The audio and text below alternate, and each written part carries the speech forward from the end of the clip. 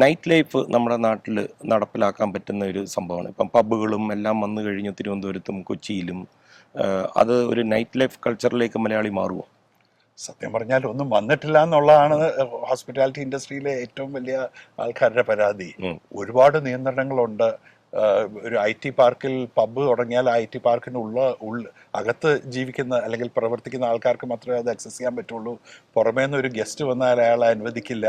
അതുപോലെ ബാറുകൾ 11 മണിക്ക് അടയ്ക്കണം.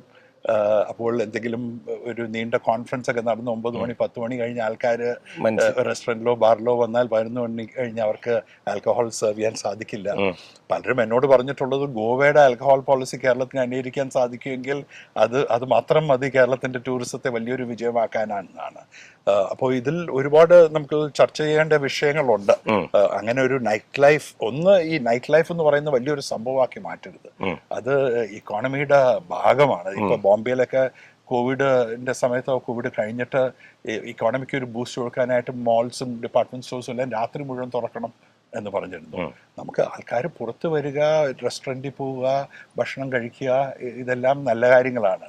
നമ്മൾ ആൽക്കഹോൾ സൊസൈറ്റിയിൽ പെർമിറ്റ് ചെയ്യുന്നിടത്തോളം അതിനോട് ആക്സസ് അവർക്കുണ്ടാകുന്നത് നല്ല കാര്യമാണ്. അത് കാരണം സോഷ്യൽ ടെൻഷൻസ് ഉണ്ടാവരുത്. അത് കാരണം ഒരു അടിച്ച് ബൂസായി അടിപിടി നടത്തുന്നു എന്നുള്ളത് തടയാൻ സാധിക്കണം. അത് എല്ലാ സമൂഹങ്ങളിലും അതിനുവേണ്ട സംവിധാനങ്ങളുണ്ട്. അതുപോലെ ആൽക്കഹോൾ കഴിക്കുന്നതല്ല തെറ്റ്, അമിതമായി കഴിക്കുന്നതാണ് തെറ്റ്. അത് കാരണം ഉണ്ടാകുന്ന സോഷ്യൽ ടെൻഷൻസ് ആണ് പ്രശ്നം. അപ്പോൾ നമ്മൾ അഡ്രസ്സ് ചെയ്യേണ്ടത് ആൽക്കഹോളിസത്തെയാണ്. ആൽക്കഹോളിസത്തിനെതിരെ ശക്തമായ ഒരു മുന്നേറ്റം ഉണ്ടാവണം ഗവൺമെന്റ് നേതൃത്വത്തിലും സമൂഹത്തിന്റെ നേതൃത്വത്തിലും.